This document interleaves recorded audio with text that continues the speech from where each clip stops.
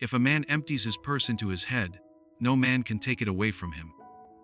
Benjamin Franklin once said this. Ladies and gentlemen, in this video, I want to bring you something truly fascinating, profound truths we often overlook in our daily lives. I will demonstrate how self-learning can rescue, uplift, ensure, and even correct the course of your life. In other words, just as the title of this episode suggests, how wonderful self-learning truly is. I will begin to illustrate the profound impact of self-learning on our lives with a seemingly trivial question, yet one that holds much to ponder. In your opinion, is drinking coffee at 11 a.m. perfectly fine? It's almost noon, right? A little coffee to perk up. Besides, 11:30 a.m. is still early in the day. What's the harm in a little sip? It's not evening after all, is it? If we were talking about drinking it at night and causing insomnia, that would be different. But it's only 11 a.m. What's the big deal? Many even have another cup at 2 or 3 p.m. for an extra boost of alertness. 3 cups a day, right? And honestly, many of you might be feeling a slump right now. You're energy dipping, aren't you? When energy dips, coffee seems like the logical solution, a no-brainer. If not coffee, then tea. If not tea, then an energy drink. Basically, anything with caffeine, right? So, how do all these things connect? And what profound insight do they reveal in this episode? You see, self-learning taught me a crucial lesson. That the coffee drinking habit I just described is a seriously significant habit. Why? Let me explain. Remember, seriously significant. It affects your moods, your positivity or negativity, your sluggishness or your energy levels. Is that not serious? Of course it is. And is it not significant? Absolutely. So, let me explain it in a fun, easy to understand way. Ladies and gentlemen, within our brains, there's a natural chemical called adenosine. I'll pronounce it in a way that's easy for everyone to grasp, rather than strictly adhering to scientific or English pronunciations, even though Google Translate would get it perfectly right. But for the sake of familiarity, let's keep it simple. Adenosine. This chemical, adenosine, gradually accumulates in our brains while we are awake. This means, the more adenosine we accumulate, the sleepier we become. And once the level of adenosine in our bodies reaches its peak, when it's too abundant, we experience a very useful sensation, the urge to sleep. That heavy, dragging, eyelid-drooping feeling, you know it. That's all thanks to adenosine. So, adenosine is truly wonderful because it makes us want to sleep. And if you don't have any underlying disorders, with typically after about 12 to 16 hours of being awake, you'll naturally feel sleepy. All thanks to our friend, adenosine. Adenosine. Everything is going wonderfully, naturally, joyfully, until a mischievous character makes an appearance. This mischievous character is named caffeine. And to truly understand how cunning caffeine is, we need to look at this diagram. I've tried my best to illustrate it simply, for easy understanding and retention. This is a seriously significant habit, so bear with me for another minute or two as I explain. You see, in this diagram we have adenosine, with the chemical that accumulates to induce sleepiness. It binds with 2 primary receptors known as A1 and A2 receptors. You don't need to know the intricate details of what a receptor is. Simply put, imagine receptors as messengers that transmit signals. It's primarily this binding with the A1 and A2 receptors that produces the effect we all know, feeling tired, heavy-eyed, and sleepy. That familiar sensation we easily recognize when we're ready for bed. That feeling. It's very likely adenosine binding with those A1 and A2 receptors. Now, here's where caffeine gets sneaky. When we consume coffee, tea, or energy drinks, caffeine enters our system and, like an imposter, it rushes in to occupy adenosine spots. It seizes the binding sites on the A1 and A2 receptors. The result is that the downstream signals, which you can see represented by arrows with, are prevented from occurring. It effectively blocks the natural sensation of tiredness and the innate urge to sleep. In this playful battle between adenosine and caffeine, caffeine usually wins. It successfully occupies those A1 and A2 receptor binding sites. Therefore, the entire process, from adenosine accumulation to the eventual feeling of tiredness and sleepiness, is unnaturally disrupted by that sneaky caffeine. So, ladies and gentlemen, the crucial point to remember now is this: as long as caffeine is present, the love story between adenosine and its receptors remains unfulfilled, a truly troubled affair. Consequently, we'll find it incredibly difficult to feel sleepy, even deep into the night. Conversely, only when caffeine clears out can adenosine and its receptors finally unite. So you might be wondering, if I've had coffee, when does the caffeine actually wear off? Right, I had some at 11:30 a.m., perhaps another at 3 p.m. When will it finally leave my system? Friends, if you drink coffee around 11:30 a.m., typically about 5 to 7 hours later, approximately 50% of the caffeine in your body will have been eliminated. This 50% reduction is what we call the half-life process. It's the process of half-life. These technical terms are extensively covered in scientific literature. For our purposes, a simple understanding will suffice. Here's a visual representation I've prepared for you on screen. If you drink coffee at 11:30 a.m., you have 100% of that caffeine in your system. Approximately 7 hours later, around 6:30 p.m., the caffeine will have undergone its half-life, with meaning it's reduced by half. So, you still have 50% of the caffeine remaining. And then, around 1:30 a.m., roughly another 7 hours later, the caffeine level will again be halved from the previous amount, leaving about 25% still in your system. That's 1:30 a.m., mind you.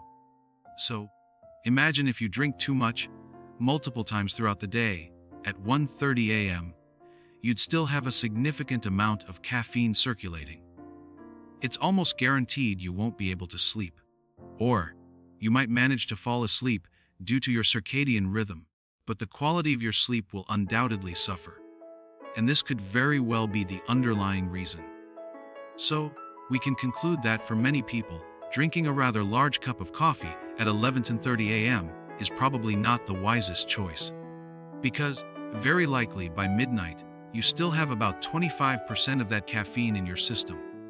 And please remember this crucial fact: caffeine tragically divides the connection between receptors and adenosine, and it disrupts the entire process on the diagram you saw, preventing the natural feeling of sleepiness from arriving.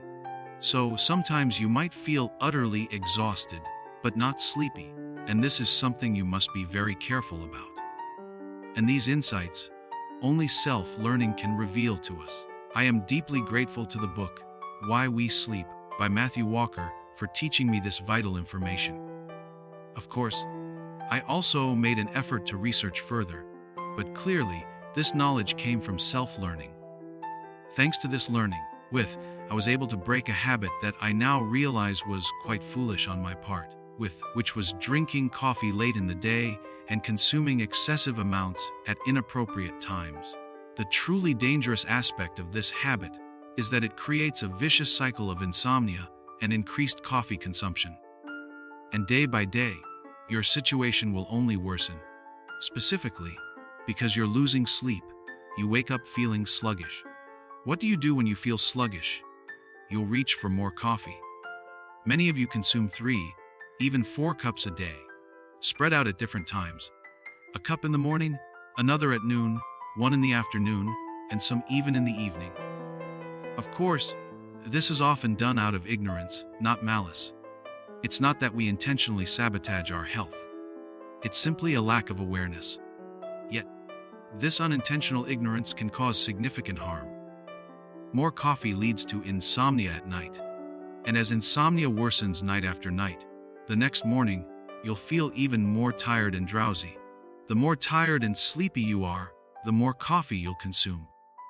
Eventually, you develop chronic, perpetual insomnia. It becomes a serious health problem. And when you suffer from chronic sleep deprivation, every organ in your body begins to decline.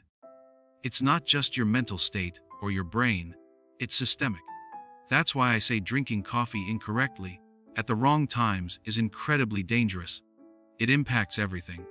Of course, the half-life duration, ranging from 5 to 7 hours, varies from person to person.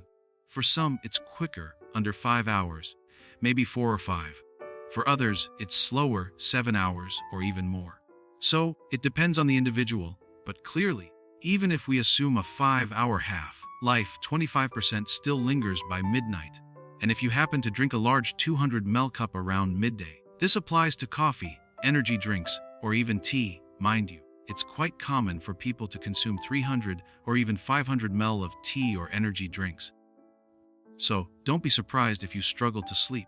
And for those who drink tea in the evening, it's even more perilous, as tea also contains caffeine.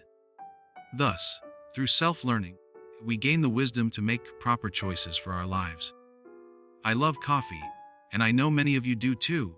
We can still enjoy it, but strive to drink it early in the day and avoid late hours. That's it. For those later times, when you feel that midday or afternoon slump, what can you replace your caffeine with? Try some light exercise, step outside for some fresh air, and you'll find your alertness returning naturally. That's the wonder of learning, friends. Without it, we simply wouldn't know. I've spoken to countless individuals who still drink coffee late into the evening. Their sole reason for doing so is their unawareness of the detrimental effects, or perhaps they have a vague idea, but cannot articulate the specific harms. Learning empowers us to explain these phenomena and, consequently, adjust our behavior. That's how magnificent education is. That's how profound self-learning is.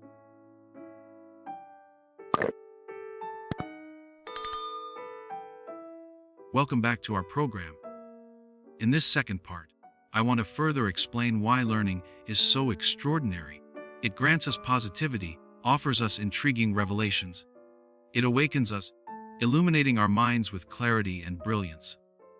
Of course, as long as humans live, mistakes will inevitably be made, that's certain. However, there are many instances where we can recognize our errors, the things we've done wrong in the past, and choose to correct and change them. I believe that is precisely when humanity progresses. And modern civilization, I believe, also stems from this very principle. The greater beauty of our inner character, I contend, is far more significant than the allure of advanced tools or modern conveniences.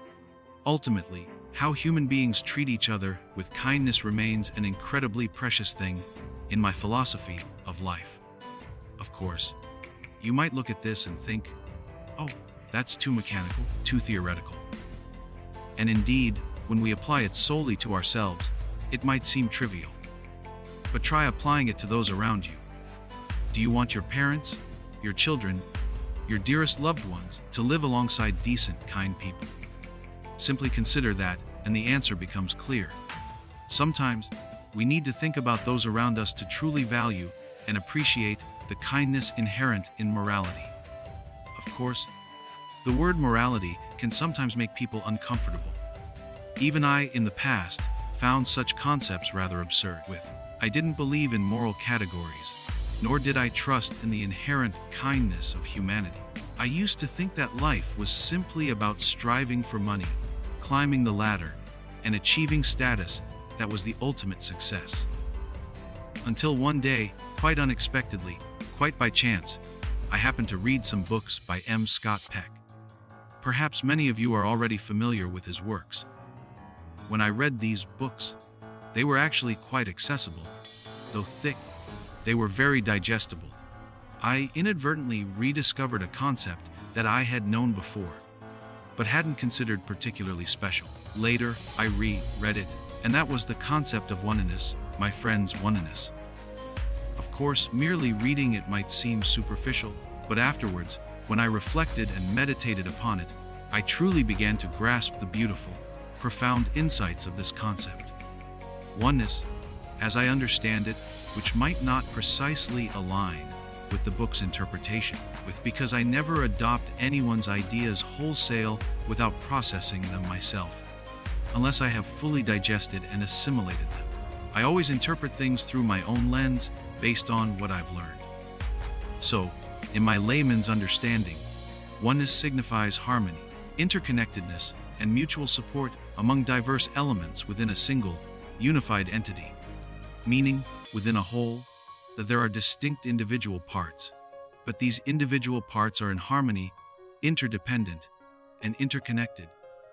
And when we harm any single component within that whole will also suffer, and eventually, that harm will rebound upon ourselves. For example, we live in a world with light, air, and so on, right? We are dependent on the air. And this is within a larger universe. To put it playfully, I'll strive to keep my explanations very grounded and relatable, not abstract or esoteric. With the world you inhabit has air and light. We are one component, air is another, light is yet another. Trees are also a component, aren't they? Now imagine you cut down that tree, or clear that forest.